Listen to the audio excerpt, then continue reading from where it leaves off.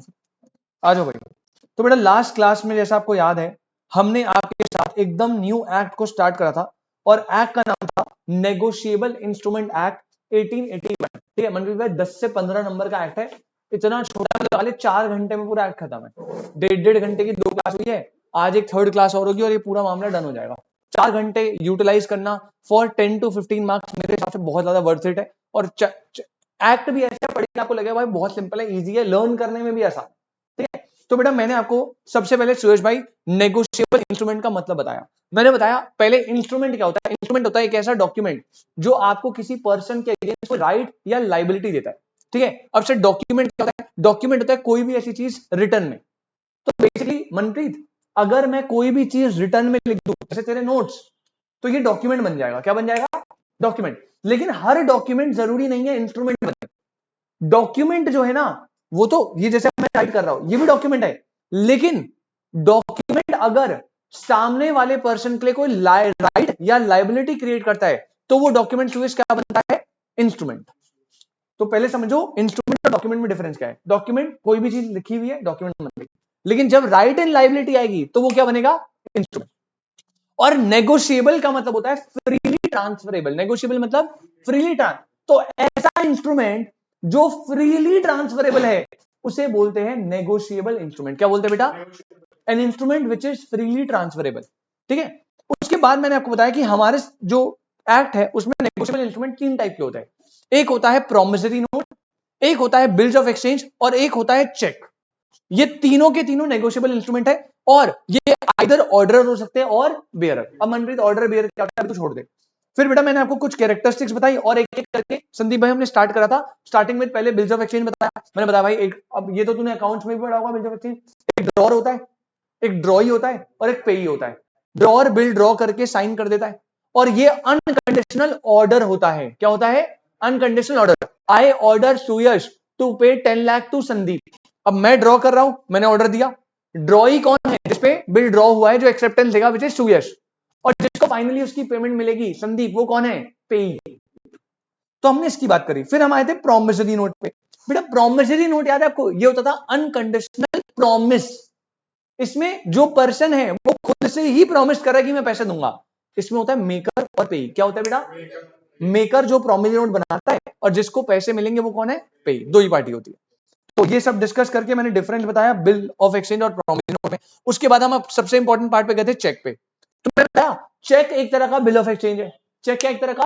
Bill of exchange, जिसमें 4 चीजें नहीं होती। एक्सेप्टेंस नहीं चाहिए, स्टैम्प ड्यूटी नहीं चाहिए, ये हमेशा स्पेसिफाइड बैंकर पर ही ड्रॉ होगा।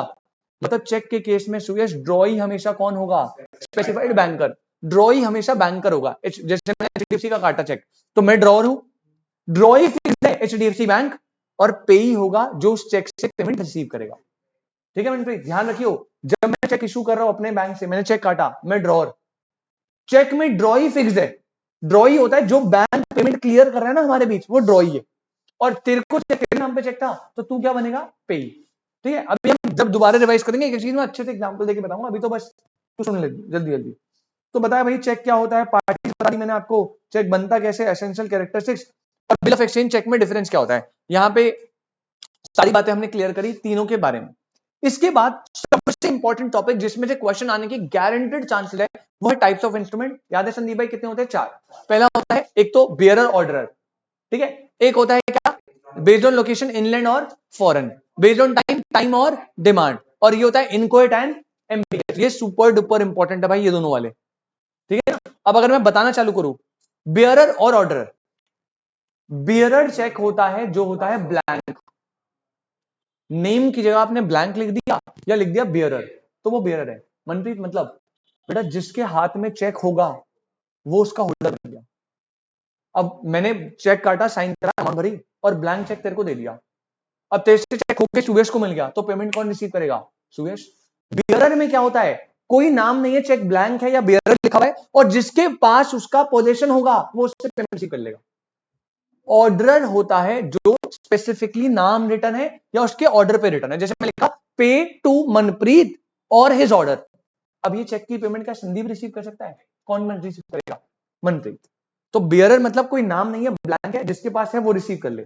ऑर्डर मतलब उस स्पेसिफिक पर्सन के नाम पर है और वही पर्सन या उसके ऑर्डर पर ही वो पेमेंट जाएगी। तो बियरर ऑर्डर समझ आया। फिर एक आता है इनलैंड और फॉरेन। अब याद है, drawn in India, made payable in India, या drawn on a person who is resident of India. अगर 1 2 3 है इनलैंड है, 1 और 2 है तो भी इनलैंड है, 1 और 3 है तो भी, और जो इनलैंड नहीं होता वो फॉरेन होता है। याद है। उसके बाद कहते हैं टाइम और डिमांड। अच्छा, टाइम इंस्ट्रूमेंट क्या होता है बेटा? टाइम इंस्ट्रूमेंट होता है जहां पे स्पेसिफाइड टाइम मेंशन है। जैसे मैंने बिल ऑफ एक्सचेंज ड्रॉ करा और मैं लिखा भैया पेमेंट देनी है आफ्टर 3 मंथ्स, लिखा है आफ्टर 3 मंथ्स टाइम है। पेमेंट देनी है आज, फॉर एग्जांपल 20 तारीख है, मैंने लिखा पेमेंट देनी है 31 तारीख को, कैसा है? टाइम है। जब स्पेसिफाइड टाइम मेंशन है that is called time instrument. और डिमांड इंस्ट्रूमेंट होता है जहां पे कोई टाइम मेंशन नहीं होता। जब आप डिमांड करोगे तब आपको पैसे मिलेंगे। जब आप डिमांड, जैसे बिल ऑफ एक्सचेंज है, अब बिल ऑफ एक्सचेंज ड्रॉ होते हैं ना 3 महीने पे, तो 3 महीने के बाद 3 दिन ग्रेस पीरियड, तो उस दिन के बाद आपको टाइम अमाउंट रिसीव होगी, तो that is a time instrument. लेकिन चेक है, अब चेक में कोई पर्टिकुलर डेट तो होती नहीं है, इस दिन को डालना है। जब आप डिमांड करोगे तब आपको पेमेंट मिल जाएगी।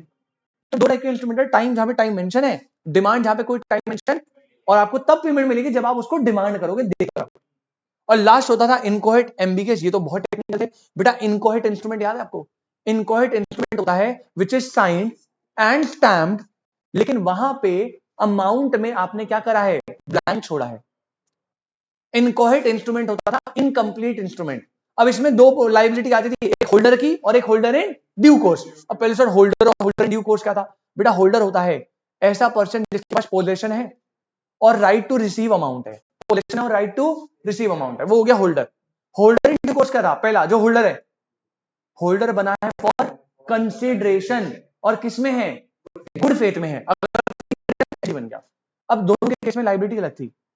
होल्डर के केस में वो इनकोहेट इंस्ट्रूमेंट में कोई भी अमाउंट भर सकता है, लेकिन डेट के अमाउंट से ज्यादा नहीं, और अगर भर दिया तो वो रिकवर नहीं कर सकता उस अमाउंट को। लेकिन होल्डर इन ड्यू कोर्स में क्या था? वो कोई भी अमाउंट भर सकता है भले ही डेट से ज्यादा, और वो उसे रिकवर, लेकिन इस पे एक एक्सेप्शन था, वो किससे ज्यादा अमाउंट रिकवर नहीं कर सकता? स्टैंप वाली वैल्यू से ज्यादा अमाउंट रिकवर नहीं कर सकता। ठीक है, ये याद रखिएगा। एम्बिगियस इंस्ट्रूमेंट बेटा, क्लियरली आपने जो है एक इंस्ट्रूमेंट बनाया, लेकिन उसमें कोई टेक्निकल डिफॉल्ट हो गया जिसकी वजह से संदीप वो प्रॉमिसरी नोट है या बिल ऑफ एक्सचेंज, ये क्लियरिटी नहीं मिल पा रही। ये बताया था मैंने आपको। तो ये सारे इंस्ट्रूमेंट हमने पढ़े, बहुत इंपॉर्टेंट है पेपर के लिए, सुपर डुपर इंपॉर्टेंट। अच्छा, इसके बाद लास्ट हमने, जितना मुझे याद है, हमने करा था नेगोशिएशन ऑफ नेगोशिएबल इंस्ट्रूमेंट। तो ये सीधी सी बात है, आपको पता है नेगोशिएबल इंस्ट्रूमेंट फ्रीली ट्रांसफरेबल होता है। नेगोशिएबल इंस्ट्रूमेंट क्या होता है? फ्रीली ट्रांसफरेबल होता है। अब इंस्ट्रूमेंट दो टाइप के होते हैं। अब हम देख रहे हैं नेगोशिएशन कैसे करना है। भैया देखो, अगर इंस्ट्रूमेंट है बियरर, कैसा इंस्ट्रूमेंट था? बियरर इंस्ट्रूमेंट में मनप्रीत किसका नाम नहीं होता, ब्लैंक होता है। अब मुझे वो चेक तुझे आगे पास करना है, तो बियरर इंस्ट्रूमेंट में नेगोशिएशन करने का एक ही तरीका है, डिलीवरी। चेक उठाया, तेरे हाथ में दे दिया, चेक हो गया। तूने उठाया, उसके हाथ में दिया, चेक उसका हो गया। बियरर इंस्ट्रूमेंट के केस में नेगोशिएशन होता है बाय ओनली डिलीवरी। लेकिन अगर चेक ऑर्डरर है, मतलब उसमें लिखा हुआ है टू मनप्रीत, अब सिर्फ डिलीवरी करने से, मनप्रीत तूने उसको दे दिया, क्या वो पैसे लेकर कर पाएगा? नहीं। ऑर्डर के केस में आपको डिलीवरी के साथ साथ इंडोर्समेंट करनी है। क्या करनी है? मतलब मनप्रीत क्या करना होता है? चेक लिखा है, मैंने लिखा पे टू मनप्रीत 1 लाख रुपए, तू बेटा चेक के पीछे जाएगा और चेक के पीछे लिखेगा, तू लिखेगा पे टू संदीप और अपना साइन कर देगा। इसे बोलते हैं इंडोर्समेंट। और वहां पे वो चेक इंडोर्स कर दिया और फिर जैसे ही डिलीवर करेगा तो वो चेक नेगोशिएट हो गया। तो ऑर्डर के केस में आपको नेगोशिएशन करना होता है delivery as well as endorsement से। बियरर के केस में ओनली डिलीवरी, ऑर्डर के केस में delivery as well as endorsement, तब जाके वो नेगोशिएट होगा। अरे डिलीवरी के ऊपर मैंने भाई डिलीवरी पूरा लिखवा दिया था। डिलीवरी में मैं एक बात क्लियर कर दूं, डिलीवरी दो टाइप की होती है, इससे केस स्टडी बनती है। डिलीवरी दोनों टाइप की है और दोनों चलेगी। एक होती है एक्चुअल डिलीवरी, मैंने चेक मनप्रीत को नेगोशिएट करना था, मैं गया, मनप्रीत भाई ये तेरे हाथ में दे दिया, this is called actual delivery, hand over कर दिया एक्चुअल ओनर को।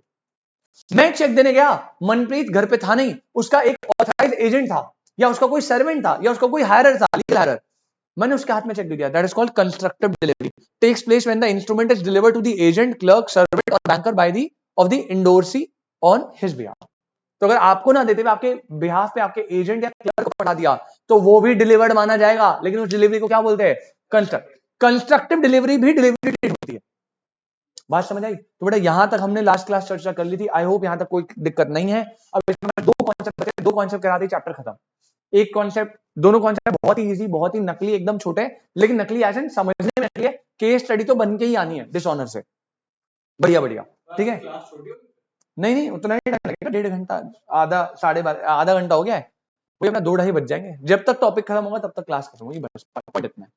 कोई दिक्कत? चलिए भाई, अब मनप्रीत बेटा तेरे को कितना समझ आया अभी तक?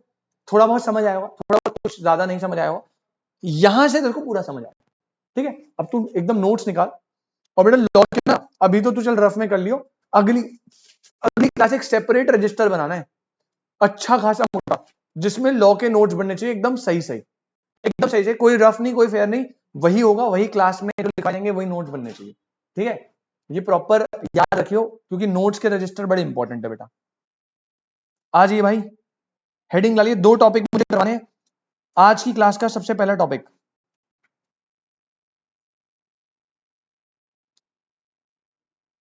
Dishonour of check.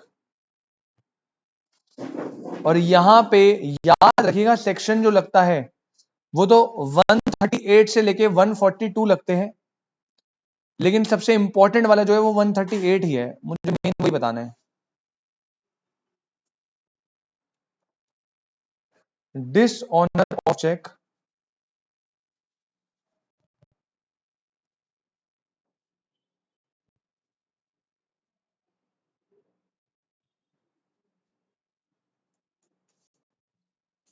वन 138 से 142, ठीक है।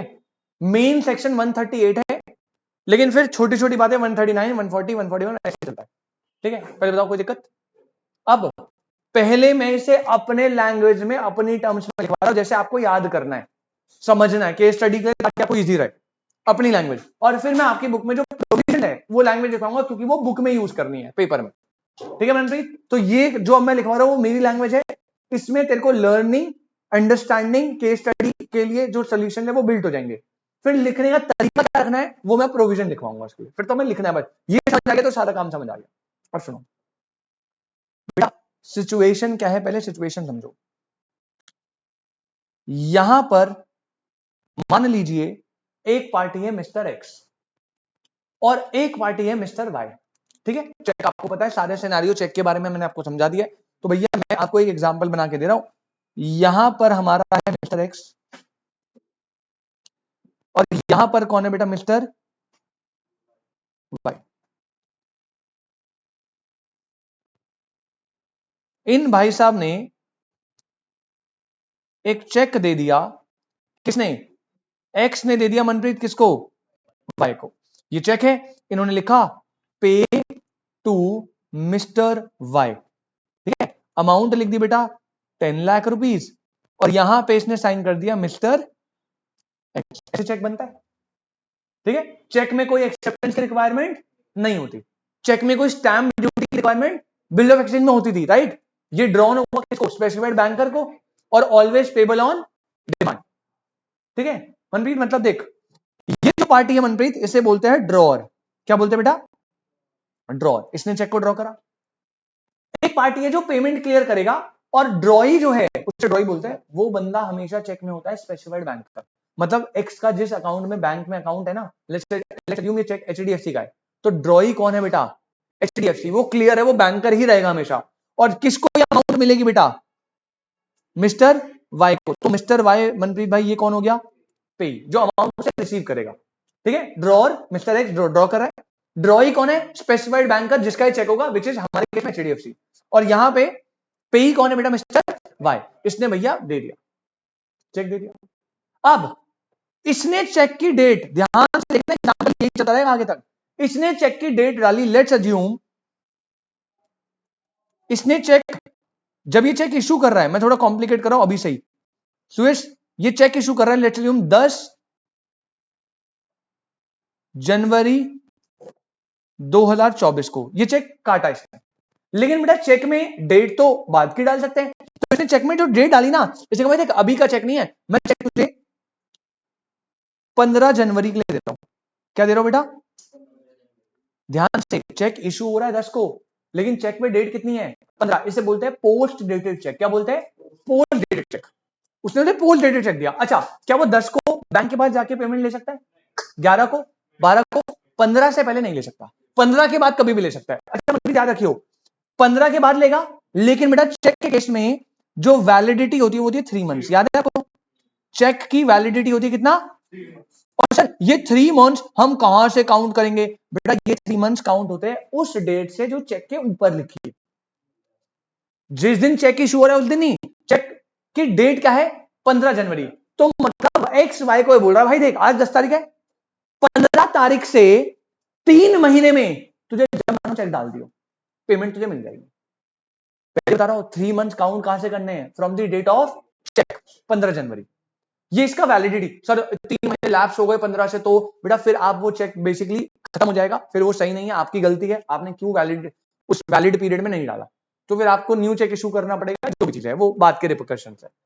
ठीक है मनप्रीत, क्लियर है? अब बेटा देख, पहली बात, वाई को चेक रिसीव हुआ, उसने 15 जनवरी को जैसे डेट देखी 15 जनवरी, ठीक है, 3 महीने के अंदर उसे चेक डालना था। बेटा उसने मान लो चेक डाल दिया बैंक में, और ड्यू टू सम रीजन, अभी ये रीजन मैं बताऊंगा क्या कर सकते हैं। ड्यू टू सम रीजंस बेटा ये हो गया डिसऑनर। क्या हो गया बेटा? Dishonour of cheque. मतलब अब रीजन क्या क्या हो सकता है? पहला रीजन सबसे मेजर जो होता है इनसफिशिएंट। बेटा इसके अकाउंट में पैसे पड़े हैं 1 लाख रुपए और आपने चेक कितने का काट दिया, तो बेटा हो सकता है इनसफिशिएंट फंड्स की वजह से चेक आपका बाउंस हुआ है, एक रीजन हो सकता है।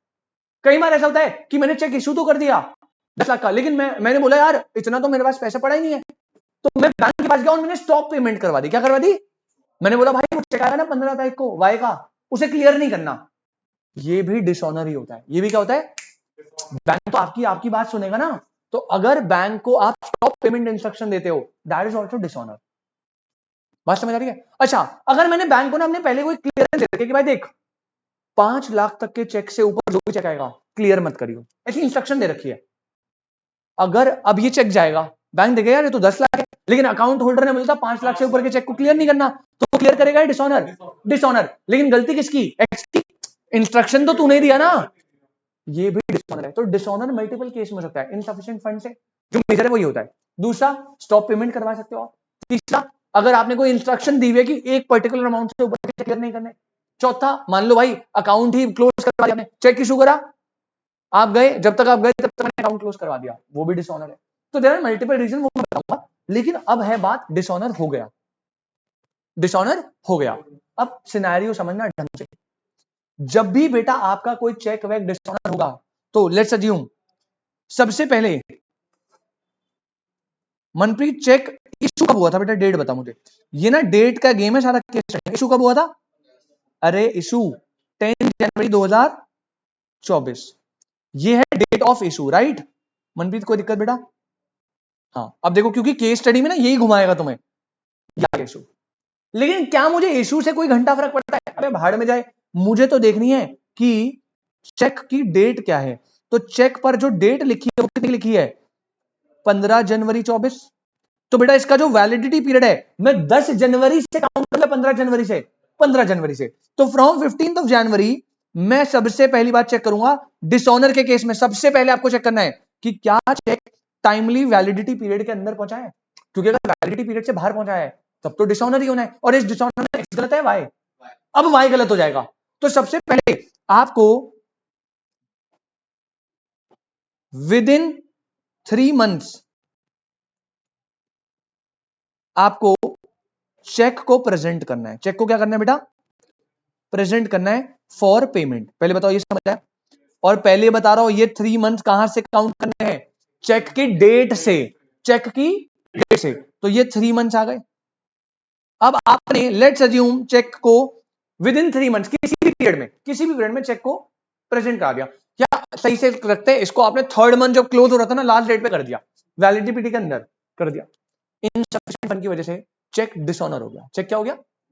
डिसऑनर। तो आपने चेक डिसऑनर हो गया। अब आपका काम सबसे पहले बेटा, क्या आप सीधा कोर्ट में चले जाओगे? पहले आपको इन्फॉर्म करना बनता है ना। तो देखो, जैसे ही चेक डिसऑनर हुआ, मान लो चेक डिसऑनर होता है जिस भी दिन हुआ, चेक डिसऑनर, सबसे पहले अब भाई वाई जो है क्लियरली पहले इन्फॉर्म करेगा एक्स को कि भाई देख, तूने जो चेक दिया था वो मैंने 3 महीने में प्रेजेंट कर दिया था और तेरे उसमें इनसफिशिएंट फंड थे, इसलिए वो डिसऑनर हो गया। क्या हो गया? वो डिसऑनर। तो जैसे ही ना मिस्टर वाई को इंफॉर्मेशन मिलेगी दैट, सॉरी कि चेक क्या हो गया बेटा? डिसऑनर हो गया है। वाई को लॉ देता है 30 डेज।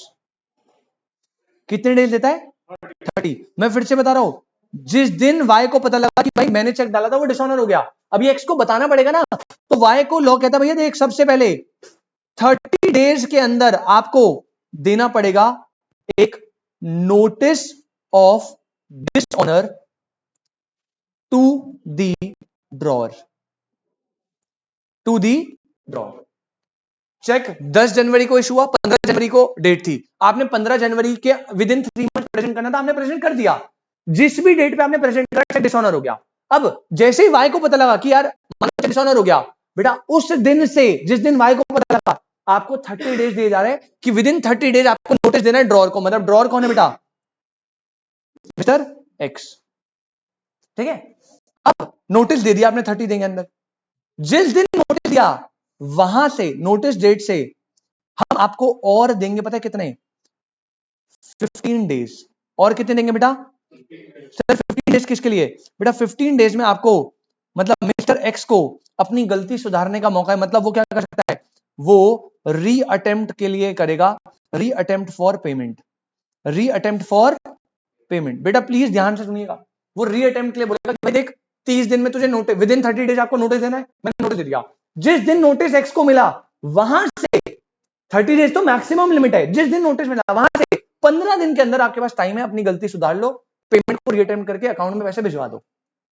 अगर आपने ऐसा कर दिया तो बहुत बढ़िया, अदरवाइज यहां से इसके बाद अब मिस्टर वाई के पास राइट है कि वो क्या फाइल कर देंगे बेटा? केस फाइल कर देंगे। और याद रखिएगा ये मजाक की बात नहीं है बेटा, डिसऑनर ऑफ चेक जो है, डिसऑनर ऑफ चेक जो है वो एक क्रिमिनल ऑफेंस है। क्या है? एक क्रिमिनल। सर क्रिमिनल ऑफेंस मतलब जेल हो सकती है बेटा? यस, डिसऑनर ऑफ चेक होना मजाक की बात नहीं है। इसमें अगर आपने क्रिमिनल ऑफेंस कर दिया, ये पूरा पीरियड खत्म हो गया, आपने कुछ भी नहीं करा, अब जेल सुनो बेटा, आपको हो सकती है 2 इयर्स तक का इंप्रिजनमेंट, 2 इयर्स तक का, अब जितना भी जाए, 6 महीने, 4 महीने, और आपको हो सकता है twice the amount of cheque का फाइन। जैसे चेक था कितने का? 10 लाख का, तो फाइन का मैक्सिमम लिमिट कितना होगा? 20 लाख। ये मैक्सिमम लिमिट बता रहा हूं मैं। और अगर कोई तगड़ी फिल्म हो तो बेटा आपको हो सकता है बोथ। ये होता है चेक के डिसऑनर का पूरा सिस्टम। पहले बताइए, लॉजिक समझ आया? अब वो डेट में खेलेगा पूरा, मैं पहले बता रहा हूं, डेट में केस स्टडी बनती है ना, डेट में खेलता है। पहली चीज क्लियरिटी सुयश, जिस दिन चेक इशू हुआ उसका कोई लेना नहीं है, जिस दिन चेक की डेट है वहां से 3 मंथ्स में प्रेजेंट करना है पेमेंट के लिए। आपने मान लो 1 महीने बाद ही प्रेजेंट कर दिया और चेक डिसऑनर हो गया, तो जैसे ही आपको पता लगा कि चेक डिसऑनर हो गया वाई को, तो सबसे पहले 30 डेज में ड्रॉअर को बता दो कि भैया हो गया। जिस दिन नोटिस ड्रॉअर को पहुंचा वहां से 15 डेज में हम ड्रॉअर को टाइम दे रहे कि वो पेमेंट के लिए क्या करे? रिटर्न। अगर 15 दिन में उसने पेमेंट कर दी ठीक है, अदरवाइज आप लीगल एक्शन लीजिए। और लीगल एक्शन लेने पे आपके पास क्या राइट है? ये क्रिमिनल ऑफेंस है, 2 साल की जेल हो सकती है, जितना चेक का डेट है उस पर ट्वाइस हो सकता है, और ये बोथ हो सकता है। और ये पूरी बात पता है कौन करता है? ये पूरी बात करता है सेक्शन 38। ये पूरी बात कहां लिखी है बेटा? सेक्शन 38। लेकिन एक सुनना, एक फिल्म है इसमें, सेक्शन 38 तभी लगता है, सेक्शन 38 आपके तो सेक्शन 38 ही आएगा। सेक्शन 38 तभी लगता है जब चेक दिया जाता है फॉर पेमेंट ऑफ डेट और लाइबिलिटी। मतलब ध्यान सुनना भी वाले मनप्रीत, बेटा मैंने तुझे सर्विसेज प्रोवाइड करी पढ़ाने की, मैंने इसको एक सर्विस प्रोवाइड करी, अब जैसे मैंने सर्विस दी तो इसके ऊपर एक लायबिलिटी आ गई। अब इसने मुझे चेक दे दिया, सर ये लो आपकी फीस का चेक। वो चेक मैंने लिया, इशू करा, प्रेजेंट करा, फेल हो गया, 3 महीने के अंदर करा था, 30 दिन का टाइम भी दे दिया, 15 दिन रिटर्न के लिए इससे नहीं करा। अब सेक्शन 38 एप्लीकेबल होगा। सेक्शन 38 एप्लीकेबल होता है only for payment of debt और लायबिलिटी। तो क्या मतलब, बेटा सुयश ने मेरे को चेक दिया गिफ्ट की फॉर्म में, डेट और लायबिलिटी की पेमेंट करनी थी, कैसे दिया, गिफ्ट, ऐसे ले जाओ, गिफ्ट दिया आपको। अब वो जो गिफ्ट दिया है इससे मुझे, क्या वो पेमेंट ऑफ डेट और लायबिलिटी है? तो मैंने तो बोला सेक्शन 38 की पूरी जो पनिशमेंट है ये सेक्शन 138 में लगती है। 138 कब लगता है? जब आपने पेमेंट ऑफ डेट और लायबिलिटी करनी है, उसके लिए चेक दिया है। लेकिन ये चेक तो गिफ्ट के लिए दिया है, क्या ये 138 के अंदर आएगा? नहीं। लेकिन अब सुनो यहां पे कैच, जब भी आप कोई चेक देते हो, चाहे डेट की पेमेंट के लिए, चाहे एज अ गिफ्ट और एज अ डोनेशन, मैंने भाई डोनेशन दे दिया एनजीओ को 1 लाख की, चेक काट के दे दिया, लॉ हमेशा उसे अज्यूम करेगा सुयश कि वो 138 के अंदर आएगा। सर क्या बोल रहे हो आप? देखो 138 में वो केस आता है जब आप चेक इशू करते हो फॉर पेमेंट ऑफ डेट और लायबिलिटी। अगर आपने डेट और लायबिलिटी क्लियर करा है तो ये पूरी लायबिलिटी मैंने बता दी। अगर आपने चेक इशू करा है फॉर गिफ्ट और डोनेशन तो वो 138 के अंदर कवर नहीं होता। लेकिन लॉ कहता है, सुनो लॉ कहता है, देखो जब भी आप चेक इशू करोगे, तो हमें थोड़ी पता है गिफ्ट के लिए करा है, डोनेशन के लिए करा है, डेट के लिए करा है, तो कोई भी चेक जब डिसऑनर होगा तो कोर्ट तो उसे सेक्शन 138 के अंदर ही कवर करेगा कि भैया ये करेंगे, लायबिलिटी होगी। अब सुरेश कहेगा कोर्ट में जाके, अरे भाई मालिक मुझे माफ करो, मैंने तो गिफ्ट और डोनेशन दिया था, 138 कहां लगा रहे हो? तो कोर्ट कहता है देखो भाई हम तो प्रिजम्पशन लेके चलेंगे कि 138 के अंदर है, ये सुयश की रिस्पॉन्सिबिलिटी है कि वो प्रूव करे कि वो जो चेक इशू हुआ था वो एज गिफ्ट और डोनेशन हुआ था और मुझे 138 में कवर ना किया जाए। क्या ये बात समझ आती है? क्या ये बात समझ आती है? समझ आया नहीं आया? आया ना? हाँ मैं दोबारा रिपीट कर दूं, सेक्शन 138 की लायबिलिटी तब अराइज होती है बेटा जब आप क्या करते हो, पेमेंट ऑफ चेक करते हो फॉर अ डेट और लायबिलिटी, तब ये पूरी पनिशमेंट है। अगर आपने चेक इशू करा है फॉर गिफ्ट एंड डोनेशन तो 138 एप्लीकेबल नहीं होता। लेकिन कोर्ट कहता है हमारे लिए आइडेंटिफाई करना मुश्किल है, तो हम क्या करेंगे, कोई भी चेक डिसऑनर का केस आएगा तो हम पहले प्रिजम्पशन लेके चलेंगे कि वो 138 में ही कवर होगा। लेकिन आप इस प्रिजम्पशन को चैलेंज कर सकते हो, अगर आप प्रूव कर दो कि ये चेक इशू हुआ था फॉर गिफ्ट एंड डोनेशन तो 138 की लायबिलिटी में कवर नहीं करेंगे। अब आपको सर हम प्रूव कैसे करें? तो बेटा ये होता है ना, जब भी कोई गिफ्ट दिया जाता है या डोनेशन दी जाती है तो उसके लिए गिफ्ट या डोनेशन डीड बनाई जाती है। आप 2000 के लिए डोनेशन डीड थोड़ी बनाएंगे, बेटा वो आप छोटे लेवल पे सोच रहे हो, बट एज पर लॉ भाई अगर मैं कोई बड़ा चेक इशू कर रहा हूं एज अ गिफ्ट, तो मैं सुयश को बोला था, सुयश 1 लाख रुपए गिफ्ट में दे रहा चेक में, ये ना गिफ्ट डीड बना दे। गिफ्ट डीड बना दी मैंने, भाई ये चेक नंबर ये इतने लाख का ये इसको गिफ्ट में दिया है, तो वो गिफ्ट डीड एक प्रूफ है। अगर मैंने कोर्ट में दिखा दिया कि भाई देखो गिफ्ट डीड बनी है, चेक नंबर 1 लाख रुपए का ये लिखा हुआ है, तो प्रूव हो गया कि वो चेक मैंने गिफ्ट में दिया है। अब क्या मेरे पे 138 की लायबिलिटी अट्रैक्ट होगी? नहीं। समझ आया? कॉन्सेप्ट समझ आया बेटा? पक्की बात? Yes bro. सर जैसे आपने सर्विसेज का एग्जांपल लिया, यस ब्रो। उसमें लायबिलिटी तो क्रिएट होती है, लेकिन जैसे अगर एडवांस में पेमेंट कर रहे हैं, हाँ जी, तो नहीं बात एडवांस पेमेंट की नहीं है, मतलब जैसे सर्विसेज रेंडर करने से पहले अगर होता है कि हाँ हाँ हाँ पेमेंट, तो तब अगर डिस्काउंट होगा तो यार देख, पहली बात ना मैं तेरे को बताता हूँ, जब भी एडवांस पेमेंट होती है ना चेक से, तो बेटा उसमें पोस्ट डेटेड चेक इशू होता है। नहीं लेगा। जैसे आपको एग्जांपल जैसे स्कूल में कि तू मतलब ऐसे बोल रहा है कि मैंने आज ही चेक काट के दे दिया फीस, हाँ ऐसे?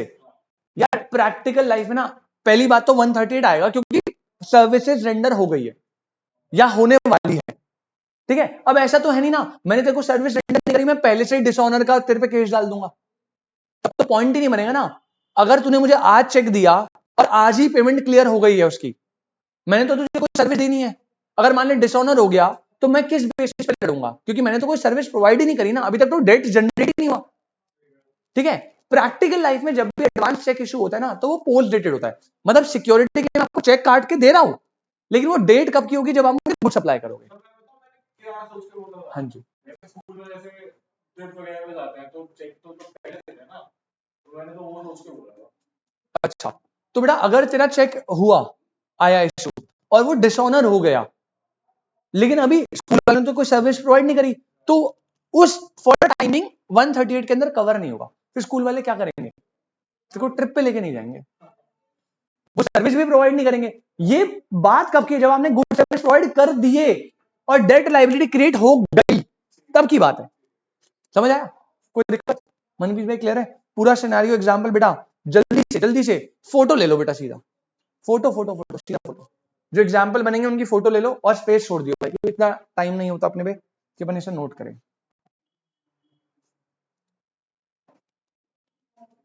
यहां पे ना रीजन भी लिख लेना भाई। रीजन क्या क्या हो सकता है, रुक जाओ 1 मिनट, फोटो लेने से पहले। इनसफिशिएंट फंड, और क्या है, और है स्टॉप पेमेंट।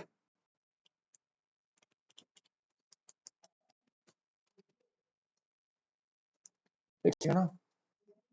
यहां पे डिसऑनर हुआ है और उसके रीजंस बता देता हूं मैं, रीजंस क्या है तब बनाना। रीजन पहला रीजन जो होता है, जो कवर होगा 138 में, वो कौन सा है?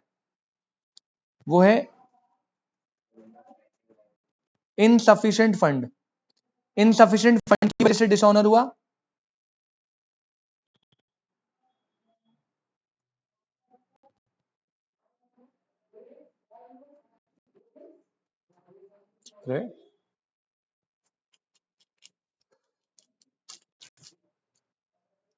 तूने बना ही लिया क्या? इनसफिशिएंट फंड, एक लॉजिक ये हो सकता है। अबे भाई फिर ये पेन को क्या हो गया? सेकंड है बेटा स्टॉप पेमेंट, एक लॉजिक ये हो सकता है, ये भी 138 में डिसऑनर माना जाएगा। और थर्ड है आपका क्लोजर ऑफ अकाउंट हो गया, ये भी आपका माना जाएगा। और वैसे बता दूं, साइन मैच नहीं हुआ तो भी डिसऑनर है, ये भी 138 में आएगा। लेकिन अगर आप दूसरे पर्सन को डायरेक्ट करो कि भाई अभी अभी चेक मत डालियो, 1 महीने बाद डाल, ये भी डिसऑनर होगा। तो डिसऑनर के मल्टीपल रीजन हो सकते हैं। जैसे मान ले चेक की तेरी पेमेंट 15 की थी, अब तू 15 से 3 महीने कभी भी डाले ना, अब तू चेक डालने जा रहा था और मैं तुझे बोला भाई 2 महीने चेक में डाल, 2 महीने के बाद डालियो, इसको भी तू डिसऑनर ट्रीट करके एक्शन ले सकता है। चलिए अब इसकी फोटो ले लीजिए बेटा। अब ये मेरी लैंग्वेज में था, अब हम प्रोविजंस की लैंग्वेज में लिखना चालू करेंगे। जल्दी बताइए, समझ आया? मनप्रीत भाई कोई डाउट? ये पूरा chart as it is space छोड़ दीजिएगा बेटा बनाने के लिए। और मैंने बता दी ना सेक्शन 38 138 कब लगता है सर? सेक्शन 138 लगता है डेट के केस में, लाइबिलिटी के केस में। गिफ्ट और डोनेशन में 138 नहीं लगता, याद रखिएगा। लिखू भाई, चालू करूं लिखना? आ जाओ जी।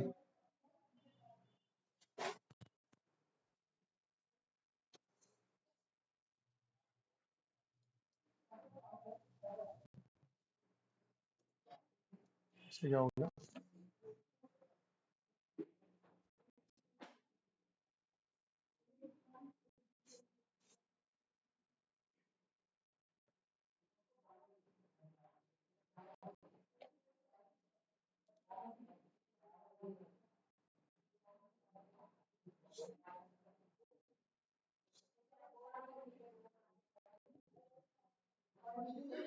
सर एक बार सेकंड और थर्ड पॉइंट बोल दोगे, वो जो आपने लिखा है वो?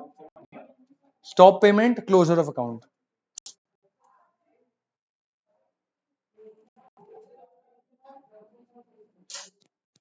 एक मिनट रुकना यार, आज लैपटॉप का चार्जर नहीं आया।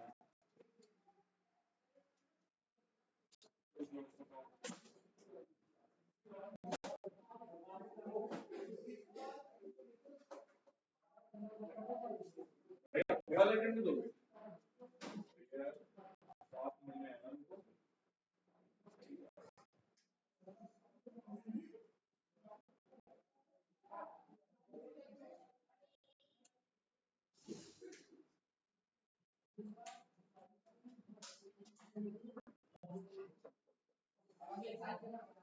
लैपटॉप ऑफ हो गया ना, चार्ज क्यों नहीं हो रहा है?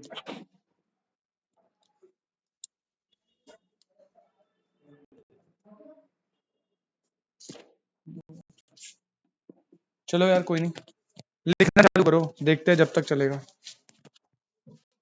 मैं चार्जर नहीं लाया आज, फोन से कर रहा हूँ बट हो नहीं रहा चार्ज। चलिए हेडिंग डालो बेटा, जल्दी जल्दी लिखना, ठीक है। Provision, dishonour of cheque for insufficiency of funds in account।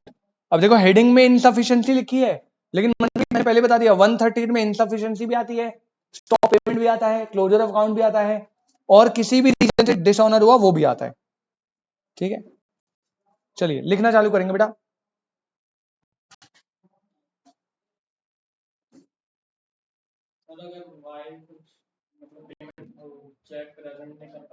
बेटा प्रेजेंटमेंट तो फिर अलग चीज है ना, वो डिसऑनर ट्रीट नहीं होगा ना, फिर तो भाई की गलती है उस केस में। अभी हम इसके अगला टॉपिक जो था ना, दो बताए थे, डिसऑनर था, अगला एक बताया था छोटा, इसके बाद वाला वो प्रेजेंटमेंट के ऊपर है। प्रेजेंट अगर आपने वैलिड पीरियड में नहीं करा तो फिर आपका जो चेक है वो खत्म हो गया, वो डिसऑनर ट्रीट नहीं होगा, फिर आपको एक्स के पास जाकर बताना पड़ेगा यार ऐसा ऐसा सिनेरियो है, तो आप नया चेक इशू करवाएं। चलो लिखेंगे बेटा, when any check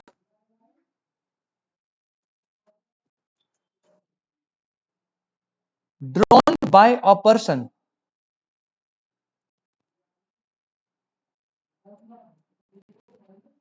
when any check drawn by a person on an account maintained by him on an account maintained by him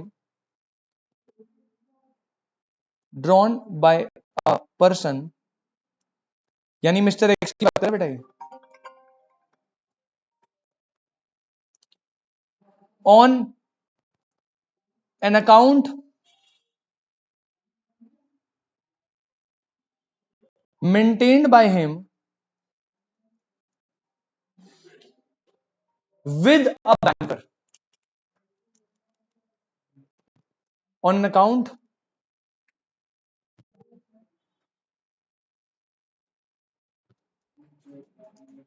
maintained by him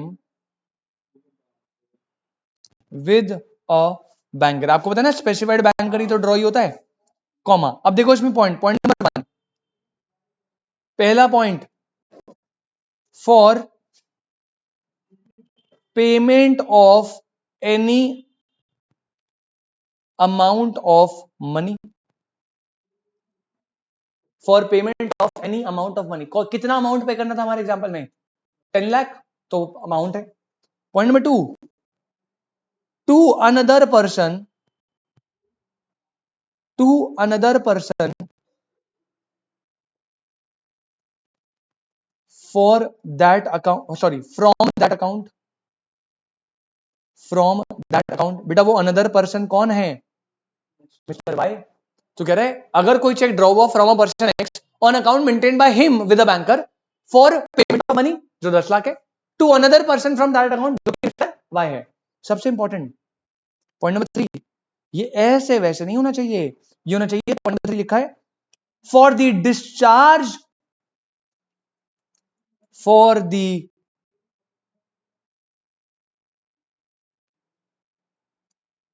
discharge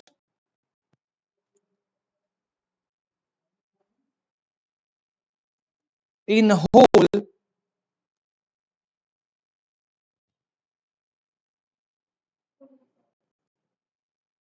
or in part of any debt or other liability, of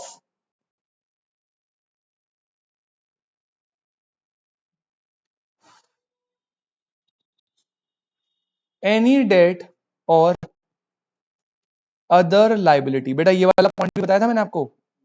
point number 4 is returned by the banker, is returned by the bank, sorry, is returned by the bank unpaid। Next,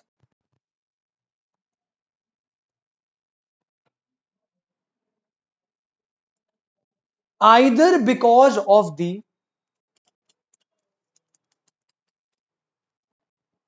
is returned by the bank unpaid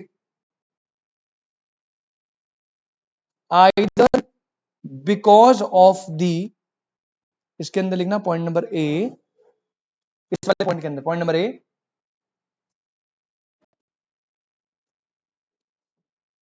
amount of money standing to the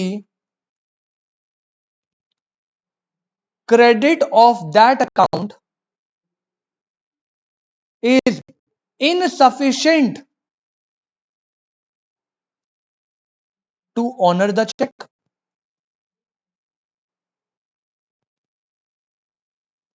और point number B, that it exceeds the amount arranged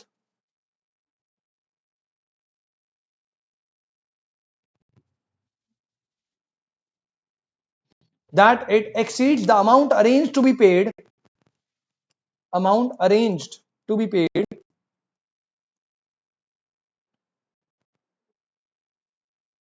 exceeds, भाई आज ये फिर वही वाला ड्रामे कर रहा है भाई, exceeds the amount arranged to be paid from that account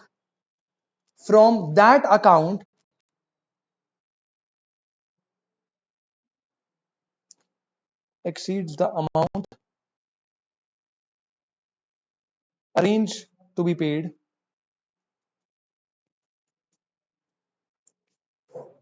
from that account by an agreement made with bank, by an agreement made with bank. पहले बेटा पूरा प्रोविजन समझ लीजिए डिसऑनर का, पूरा प्रोविजन देखो 138 है, सेक्शन 138 क्या बोल रहा है, एक एक चीज ध्यान से संदीप भाई, पहले any cheque drawn by a person, मतलब mister X, on account maintained by him, उनका अकाउंट से करा था, फॉर, पहला वर्ड क्या है अंडरलाइन कर लेना, for payment of amount of money, जो कि था, एग्जांपल के अकॉर्डिंग बता रहा हूं, जो कि था 10 लाख,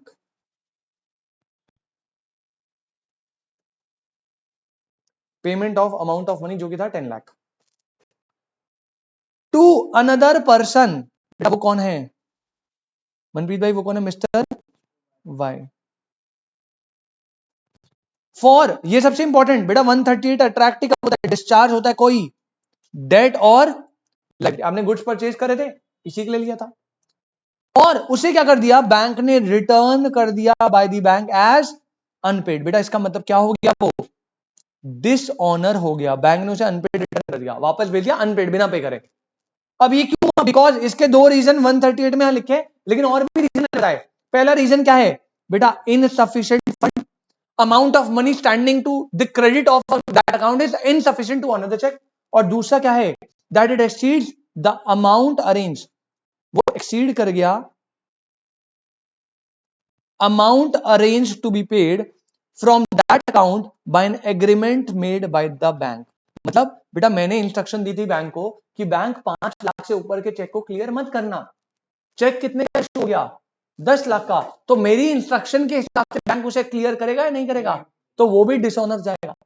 अच्छा इसके अलावा मैंने बोला नहीं, लेकिन आपको पता है ना स्टॉप पेमेंट भी एक रीजन है, अगर आप खुद से चेक को स्टॉप करवा देते हो वो भी डिसऑनर में आएगा, 138 लगेगा, क्लोजर ऑफ अकाउंट भी, मिसमैच ऑफ साइन भी, ये सारे 138 में कवर है, आपकी बुक में नहीं लिखा लेकिन मैं बता रहा हूं 138 में कवर है, केस स्टडी क्योंकि बन रही है स्टॉप पेमेंट पे, ठीक है ना। अब अगर ऐसा हो गया, ये पूरा रीजन हो गया, अब पनिशमेंट बता रहा है, देखो अब पनिशमेंट में क्या बोला,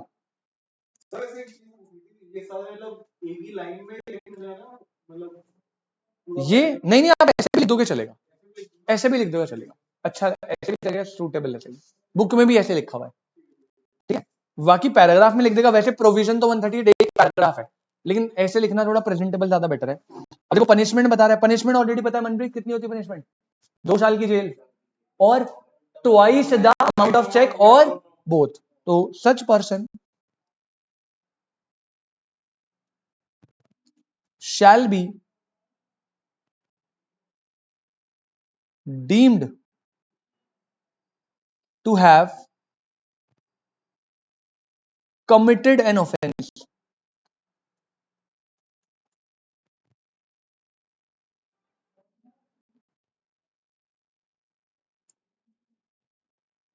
and shall be punished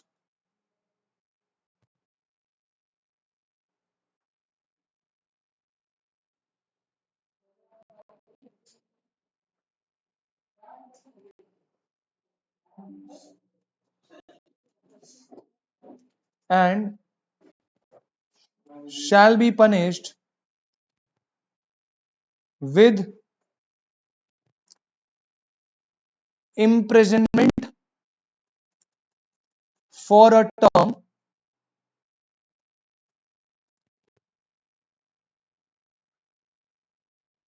which may extend to 2 years or with fine which may extend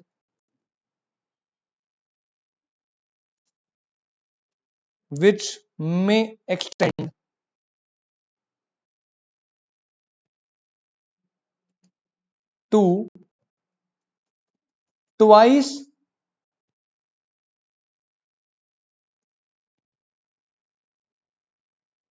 the amount of the check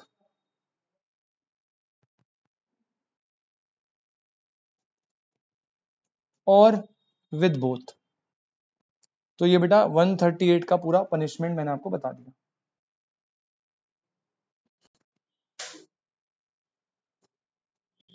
पहले बताइए यहां तक कोई दिक्कत? हाँ, ये पूरा 138 है, एक सेक्शन डिसऑनर आएगा, ये टेप है ना आपको. ठीक है, अब ये हो गया खत्म. 138 जो है 138 जो है वो अप्लाई नहीं होगा कब? अब सुनो, 138 कब अप्लाई नहीं होगा? पहला, अगर आपने, हाँ, वो तो है. उसके अलावा पहला, अगर आपने with in 3 months of validity period नहीं चेक प्रेजेंट करा. अगर 3 महीने के अंदर प्रेजेंट नहीं करा तो 138 क्यों अप्लाई होगा? दूसरा, अगर आपको जब पता लग गया डिसऑनर हो गया, आज पता लगा डिसऑनर हुआ, उसके विद इन 30 डेज में ड्रॉअर को क्या भेजना है? नोटिस. वो नहीं भेजा. या लास्ट, आपने पूरा 15 डेज का प्रेजेंटमेंट पीरियड है, जो रीअटेम्प्ट का पीरियड है, आपने पेमेंट दोबारा 15 दिन के अंदर रीअटेम्प्ट नहीं मांगी, तीनों से कुछ भी हुआ तो 138 अप्लाई नहीं होगा. ये बात याद रहेगी आपको पक्का? तो लिख लेते हैं, अलग से पॉइंट बना के लिख लेना.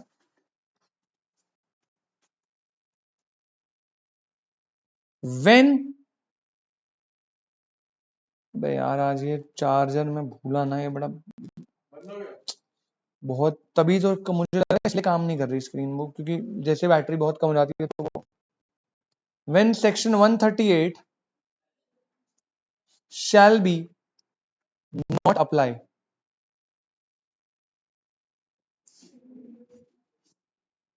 कब सेक्शन 138 नहीं लगेगा? ऑब्वियसली डेट वेट के केस के अलावा तो लगता ही नहीं है गिफ्ट डोनेशन में. लेकिन यहाँ पे ना मैंने बता दिया मनप्रीत, गिफ्ट और डोनेशन में भी पहले प्रिजम्पशन कोड का लेगा कि 138 ही है, फिर आपके ऊपर बर्डन है कि आप प्रूव करो, गिफ्ट डीड दिखाओ या कोई सबूत दिखाओ कि भैया गिफ्ट वाला है, 138 नहीं लगेगा. तो कब नहीं लगेगा? नंबर वन, अगर आपने cheque presented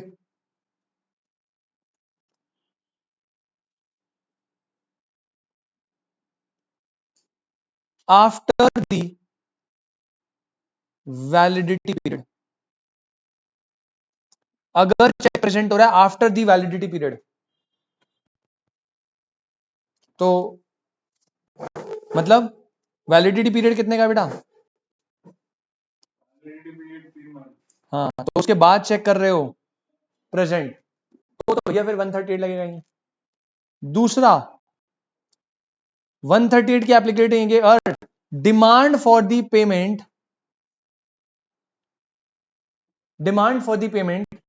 through the notice, demand for the payment through the notice. भैया उसको भी तो बताना पड़ेगा ना, डिसऑनर हो गया चेक, डिसऑनर हो गया, फुल स्टॉप। मतलब notice should be send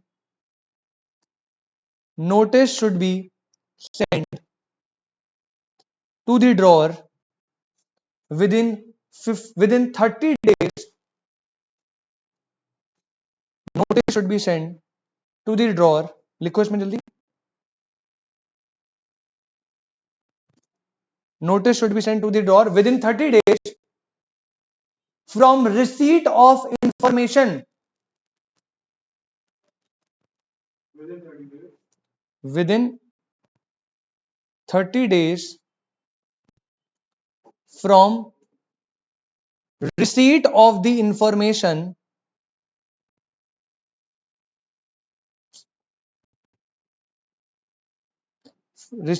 the information by him from the bank, information by him from the bank regarding return of check as unpaid, regarding return of check as unpaid.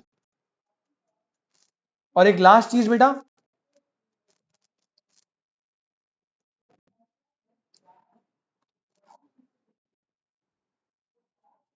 Failure of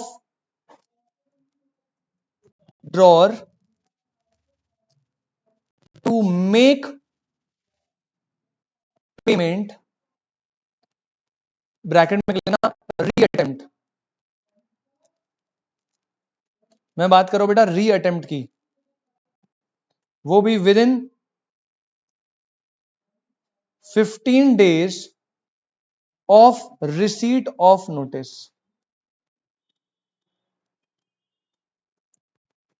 ठीक है, ये days याद रखना कहां से लेने हैं।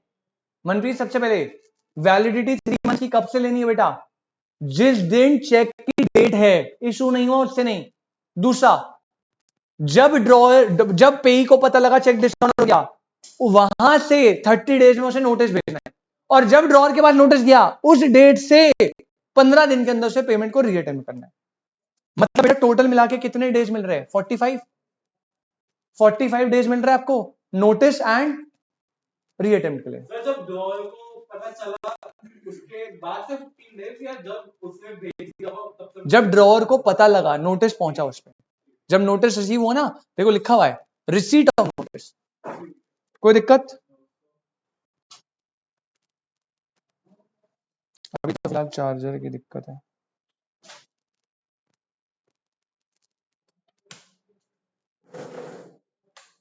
चलो जी आगे बढ़ते हैं। अब एक सेक्शन 138 के बाद अब सेक्शन 139 लिख लो बेटा, अलग से हेडिंग डालो। तो 138 हो गया, पूरा खत्म, एक एक चीज मैंने डेप्थ में बता दी। अब आप लिख लो बेटा, शायद ये लास्ट टॉपिक ही रहेगा भाई, वो प्रेजेंटमेंट वाला तो मुझे लग रहा है या तो बिना लैपटॉप के करा दूंगा, या ऐसे कर दूंगा बिना लैपटॉप के कराऊंगा, खत्म करना है। रिकॉर्डिंग में बाद में देख लेंगे। रिकॉर्डेड वाले बच्चे बेटा, इसमें ना एक प्रेजेंटमेंट का टॉपिक और है कि प्रेजेंट कैसे करते हैं। तो लैपटॉप की बैटरी नहीं है, चार्जर भी नहीं है अभी, तो मुझे लगता है वो रिकॉर्डिंग में आएगा नहीं, बट मैं बाद में कुछ टैकल कर लूंगा, उसके लिए सेपरेट एक छोटा सा पार्ट ले आऊंगा अलग से। अभी जितना हो रहा है उतना कर लेते हैं। लिखो बेटा, presumption in favour of holder,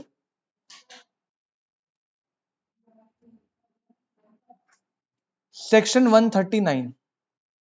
अब एक प्रिजम्पशन लॉ लेके चलता है, और वो भी होल्डर यानी वाई के फेवर में। और वो प्रिजम्पशन क्या है आपको याद है? वो प्रिजम्पशन क्या है बेटा? जब तक कुछ मेंशन नहीं होता, कोर्ट हमेशा प्रिज्यूम करके चलता है कि ये जो चेक रिसीव हुआ है ये मिला है फॉर पेमेंट ऑफ डेट और लाइबिलिटी, और वो 138 में कवर करेगा। लेकिन आप इसे, ये 139 बोल रहा है, लेकिन आप इस प्रिजम्पशन बाय द कोर्ट को चैलेंज कर सकते हो और बता सकते हो कि ये गिफ्ट की फॉर्म में दिया था, 138 मत लगाओ, अगर आप क्या दे दो, सफिशिएंट प्रूफ दे दो। मनप्रीत ये वाली बात भी स्टार्टिंग में बता दी थी, तो बेटा 139 सेक्शन लिख लो फटाफट, 139 लिख लो। पॉइंट नंबर 1, दो ही पॉइंट है बस। When a check is dishonored, when a check is dishonored, comma, it shall be presumed, it shall be presumed that the holder of a check, that the holder of a check, हमारे case में जो Y है, received the check, received the check of the nature referred to in section 138 for the discharge of any debt और other liability. Manpreet मेरे भाई कोई दिक्कत? 139 क्या बोल रहा है? When a check is on dishonored, it shall be presumed, underline कर लेना वर्ड, प्रिज्यूम करके रखेंगे कि that holder of a cheque receive करा है चेक को in nature of section that is discharge of any debt और अदर लाइबिलिटी। क्लियर है? कोर्ट तो पहले प्रिज्यूम करके चलेगा भाई 138 के अंदर, लेकिन हाँ पॉइंट नंबर 2 लिख लो बेटा। अब आप इसे चैलेंज कर सकते हो। Presumption prescribed here is a, please ये कीवर्ड याद रखना, रेबिटेबल प्रिजम्पशन।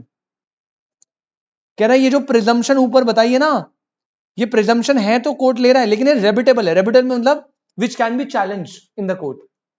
रेबिटेबल मतलब क्या मनप्रीत? आप इसे चैलेंज कर सकते हो, बट आपके पास सफिशिएंट प्रूफ होने चाहिए बस। Presumption prescribed here is a rebuttable presumption as the provision REBUTTABL reputable clearly provides, as the provision clearly provides that a person issuing the check is at liberty to prove, उसके पास freedom to prove है to the contrary.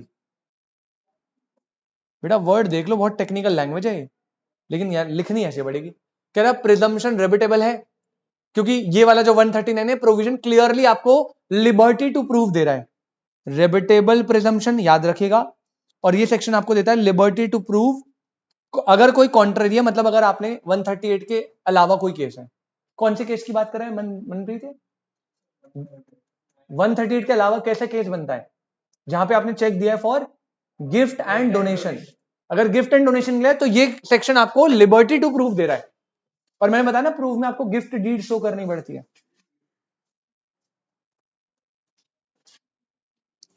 और इसका पूरा burden आपके ऊपर है, अब आपको प्रूफ करना पड़ेगा। पहले बताइए यहां तक कोई दिक्कत?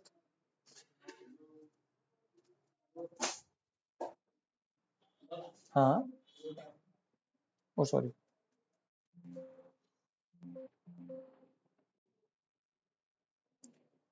कोई दिक्कत भाई? एक मिनट भाई, इसको क्लोज कर देते हैं रिकॉर्डिंग को।